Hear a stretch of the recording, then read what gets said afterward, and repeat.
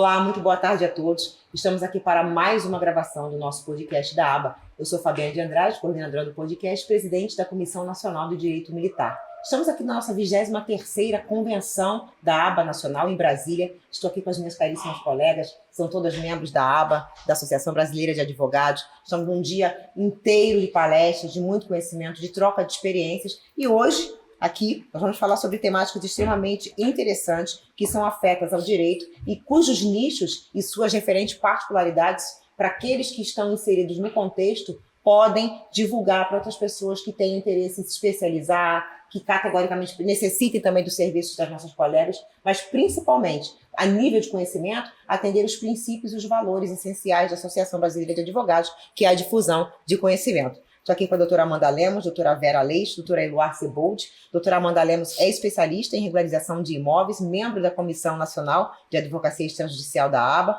E ela vai falar um pouquinho para a gente da sua trajetória e, na sequência, a gente começa a interagir com a nossa temática. Olá, como eu já fui apresentada pela minha colega, eu sou advogada especialista em regularização de imóveis, mas principalmente o meu carro-chefe, no caso do meu escritório, é sobre inventários e uso capião extrajudicial. Bom, o que eu queria saber de você, Amanda? Os principais desafios na capacitação da advocacia extrajudicial, porque a gente fala muito dessa questão cartorária, de como funciona essa dinâmica, estávamos até brincando ainda há pouco, alguns anos atrás, somos todas muito novinhas, tá? Mas a gente ouviu falar que antigamente as certidões eram feitas todas em papel, você tinha que ir até o cartório, preencher lá uns formulários super estranhos, que eu mesma nunca vi na vida, as minhas colegas também não, que eram quadradinhos, e a gente precisava preencher esses formulários, e entender dessa dinâmica cartorária é uma área muito peculiar do direito também, assim como a que eu atuo e das minhas colegas, mas que necessita e carece dessa capacitação propriamente dita. Como é que você entendeu da necessidade de buscar capacitação e como é que foi o seu despertar para essa área extrajudicial? Não, que o direito, ele evolui com a sociedade, isso é um fato. Sim. Né? Nós, advogados, hoje temos a oportunidade de resolver problemas de uma forma mais ágil por meio do extrajudicial. Mas isso não significa que não precisamos de capacitação, que não precisamos de nos especializar sempre. Porque a gente fala assim, extrajudicial, as pessoas acham que é simples e que às vezes nem precisa do advogado para atuar. Mas não, por exemplo, eu vou falar da minha área, né, que é a regularização de imóveis, que a maioria dos procedimentos que fazemos no extrajudicial, que no caso é um uso capião, um inventário, uma adjudicação compulsória, é obrigatório a presença do advogado. Então, eu quero deixar aqui claro que precisa do advogado na atuação extrajudicial, que é um mito muito grande que as pessoas acham que sozinho se resolve as coisas no extrajudicial e que também é uma maneira fácil de se resolver. E não é bem assim. Eu mesmo faço anualmente mentoria, especializações para estar sempre por dentro de todos os assuntos. Esse próprio aspecto da conscientização, que é interessante você trazer, era o mesmo que girava em torno dos famigerados juizados. Lembram? Isso. Não precisa de advogado, vai no juizado sozinho, Verdade. chega e faz o que você quiser, da maneira como você quiser. A gente viu como ficou vulnerabilizado o juizado e como ficou medíocrizado. Posso até falar dessa forma com bastante propriedade, porque no início da carreira atuei bastante também nessa área, tinha muita demanda, e a demanda consumerista há 20 anos atrás era uma demanda extremamente valiosa, valorosa, se ganhava bastante honorários, hoje em dia ficou muito vulnerabilizado, mas as pessoas achavam que poderiam procurar o judiciário, e aí, na oportunidade, quando perdiam a causa, procurava advogado para recorrer. E aí já estava tudo, não vou utilizar o termo que eu gostaria aqui, mas já estava tudo desconstruído de uma forma que você não conseguia mais recuperar. E aí, o que eu te pergunto? Na medida em que as pessoas possam vir a acreditar do caráter dispensável daquele que é essencial à justiça, que somos nós, estamos previstos na Constituição, qual é o principal desafio para cobrar essa precificação de honorários, tendo em vista que eles acham que você é mero coadjuvante em algumas situações? Realmente é um grande desafio cobrar. É que a gente tem que colocar na balança, né? A gente tem que ver o quê? Que nós estamos gastando para sempre nos aperfeiçoar, e é aquela coisa, você dá o seu preço. Se a pessoa realmente está precisando, ela vai te pagar. Você não pode diminuir o valor do seu trabalho pensando na concorrência. Se você for pensar assim, nunca vai ter resultado. E vulnerabiliza muito o profissional, não é? Isso. Infelizmente, a gente se depara com isso no dia a dia, porque um advogado que tem mais tempo de formação, de capacitação, quando ele, em paralelo, vai cobrar pelo seu grau de expertise, e vem um colega que, e infelizmente isso acontece com muita frequência nos dias de hoje, cobra metade ou até muito menos daquilo que você cobraria, vou fazer com outro porque eu encontrei algo mais barato. E não é essa questão do valor monetário em si, mas do valor intelectual que é utilizado em buscar a solução para aquele problema. Você falou uma coisa muito interessante, porque eu sofro ainda com isso por conta da minha idade. Às vezes tem cliente que vai no escritório e olha pra mim, e eu sinto isso. Ele olha pra mim e fala assim, ele tá achando que eu sou novinha demais, que eu não faço que eu não faço determinado processo. Mas não, eu consigo passar o meu valor mostrando o meu conhecimento. Eu falo para ele o que é que tem que ser feito, mostro o passo a passo e ele percebe que não é algo fácil, que precisa de um advogado, que é uma demanda que não é simples. E dessa forma ele paga o valor. É o que a gente chama do pré-julgamento. Eu já vivi isso muito, hoje menos. Mas a pessoa às vezes olha, e até pela questão do próprio gênero. Alguns acham que o gênero masculino vai apresentar mais resultados, mas quando você abre a boca e muitas vezes mostra conhecimento, mostra a experiência e para o que você veio entregar, porque venhamos e convenhamos, e posso falar isso com muita propriedade, as mulheres se capacitam muito mais e elas se dedicam muito mais e abraçam muito mais a causa, não desmerecendo a qualificação dos nossos colegas homens, mas até por uma questão cultural, a gente precisa buscar mais para conseguir se equilibrar, se equiparar a eles, que naturalmente vão ter um pouco menos de dificuldade do que nós de se inserir no mercado. Eu quero aproveitar que a doutora Vera Liz também está aqui com a gente. Ela é presidente da Comissão Nacional de Advocacia Extrajudicial, é especialista em uso capião extrajudicial. Quero trazer uma curiosidade que talvez não seja só minha, mas que diz respeito à própria legalização da uso capião, cuja lei é de 2017, salvo melhor juízo, não é isso? A regulamentação, a lei é de 2015. Com o novo CPC. E queria perguntar a você, porque naquela época, eu me lembro que havia uma resistência muito grande dos cartórios em relação à regularização das usucapiões. Como é que hoje, você que é especialista, tem visto isso discorrendo nos cartórios? Como é que essa dinâmica da usucapião propriamente dita tem sido deliberada nos cartórios? Primeiramente, doutora Fabiana, muito obrigada pelo convite de estar aqui. Eu é um prazer estar na aba, meu. estar em casa, eu sempre falo isso, independente do estado onde a gente esteja, a gente se sente em casa. Sim. E quanto ao uso capião extrajudicial, evoluímos. Começou em 2017, né, com o Código de Processo Civil, mas não era viável, né, era quase que impraticável. Por quê? Porque a lei exigia ainda a concordância do proprietário registral, ou tabular, como muitos dizem, né, ou preferem.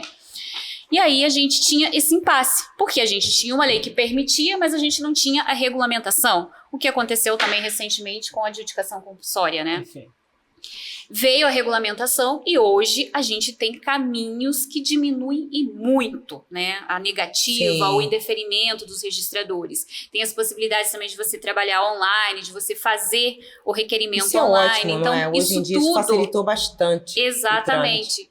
Mas o principal ponto é que hoje a mera negativa, por exemplo, de um confrontante chegar e se colocar, eu não concordo. O simples fato do eu não concordo não pode gerar um indeferimento ou um encaminhamento para suscitação de dúvida, né? Que normalmente, né, chegava alguém e falava, não concordo por qualquer motivo.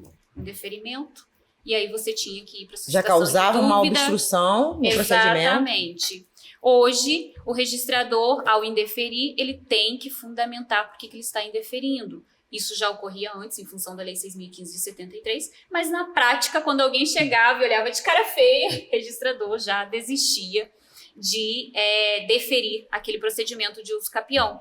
Então, essa regulamentação e as práticas, né, do cartório mudaram também. Né? Hoje, o que a gente tem como empecilho, digamos assim, é que a gente tem a possibilidade de fazer no extrajudicial, a gente tem todo o caminho, mas ainda temos cartórios que não se adaptaram totalmente ao meio online, não se adaptaram totalmente ao procedimento em si, porque não é um procedimento simples. Embora as pessoas pensem que conhecer o provimento 65 ou 149 né, já é o suficiente, não é o suficiente. E aí, o próprio cartório hoje tem ainda no interior, né? A gente ainda passa pela barreira de ter indeferimentos, que aí a gente vai lá, conversa, faz reunião. A falta de informatização também, não é? Que você estava comentando. Exatamente. Capacitação Engessamento, profissional. capacitação. Você acha que essa resistência está relacionada à insegurança dos próprios funcionários, dos próprios membros do cartório, em não querer avançar por falta de profundidade, por ter receio de não conseguir concluir o procedimento, ou de eventualmente haver alguma contestação de alguém que entenda, não foi devido, não foi regular, vamos anular? Você acha que gira em torno disso? Sim, em função da responsabilidade, né, do Não querem registrador. assumir essa responsabilidade. Exatamente. Muitas vezes não quer assumir a responsabilidade. E a gente tem anomalias. Por exemplo, no estado do Rio de Janeiro, o que acontece? Eles criaram ali decretos de 2011 e 2012 que criou o Parque Estadual do Rio de Janeiro e a APA Brasil. Uhum. Para quem vê de fora e não tem o conhecimento específico, a capacitação ali, a preparação, você olha e no primeiro momento você pensa que é um imóvel público. Sim. E imóvel público não cabe uso capião. Então, quando a pessoa pega e vê Parque Estadual, APA Brasil, que são regimentos ambientais, de imediato você dá um indeferimento falando que ali é um imóvel de ordem pública. Só que esses decretos, eles não transformaram essas unidades, né, esses imóveis, em imóveis públicos. Eles simplesmente criaram uma restrição administrativa. Só que até você conseguir fazer com que o registrador entenda isso, né? Eu tive recentemente um caso... uma via crucis. Que a consulta foi para o IRIB. E aí eu falei, gente, o IRIB é uma associação. E o que o IRIB tem a ver com deferimento ou indeferimento de uso capião? Ele não tem capacidade de decisão. Uhum. E aí a resposta, obviamente, foi, viu lá, Parque Estadual, imóvel público. Indeferimento. E aí veio para mim, olha, o IRIB não concordou com o registro dessa uso capião. Aí eu tive que ir lá. Por isso que é importante a gente se capacitar, né? Por quê? É uma oportunidade para advogado? Sem dúvida. É uma oportunidade para quem tem um imóvel, quer regularizar, quer se tornar proprietário, né? De direito, quando já é de fato? Uhum. É. Mas é um procedimento complexo. Então, a gente tem que saber dialogar com o cartório para daí sim a gente avançar exatamente no extrajudicial e possibilitar o registro da uso capião. Sim, perfeito. Para nós encerrarmos essa nossa primeira fala, eu gostaria que você dissesse para nós assim, quais foram os aspectos mais importantes da advocacia extrajudicial. Você que está como presidente da Comissão Nacional de Advocacia Extrajudicial, o que mais fez brilhar os seus olhos nessa atuação, não só apenas a efeito do princípio da celeridade, não é? Que a gente pode contar com essa benesse, mas o que você vislumbrou como sendo uma das principais meninas dos olhos na advocacia extrajudicial para você? Para que os nossos espectadores tenham oportunidade de conhecer um pouco mais. O extrajudicial, além, obviamente, da celeridade, né, eu vejo como uma função social sendo cumprida também. Sim.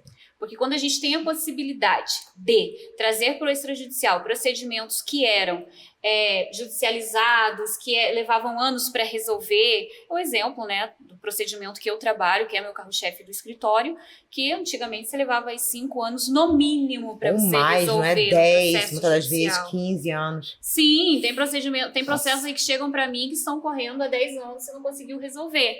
Então, hoje, não é só a celeridade, porque a celeridade, ela traz a oportunidade para o advogado, né? Mas ela também cumpre uma função social, que é ter o direito de propriedade, né, registrado. E de pessoas que estão há anos. E de pessoas que estão correndo o risco de, a qualquer momento, perderem o seu teto, porque não tem o imóvel registrado em seu nome. Que é um grande risco, vulnerabiliza, e aí a gente acaba vendo aí nessa fala da doutora Vera, a função social do Estado Democrático de Direito sendo cumprida. Além, obviamente, da questão financeira, né? Não podemos esquecer, a gente não vive de vento. Exatamente. E eu acredito muito, tá, que para além da advocacia extrajudicial trazer essas decisões essas soluções mais céleres, também diminui bastante a angústia daqueles que esperam pelo provimento jurisdicional, que muitas das vezes não encontram solução no Poder Judiciário. Eu agradeço imensamente a participação de vocês. Eu conversei com a doutora Amanda Lemos, doutora Vera Aleixo, ambas que são da Comissão Nacional de Advocacia Extrajudicial. Sigam as nossas redes sociais, conheçam a aba nacional, filiem-se à aba, conheçam o nosso trabalho. Muito em breve estaremos aqui de volta para mais gravações do podcast. Eu sou Fabiane de Andrade, coordenadora da AbaCast. Muito boa tarde.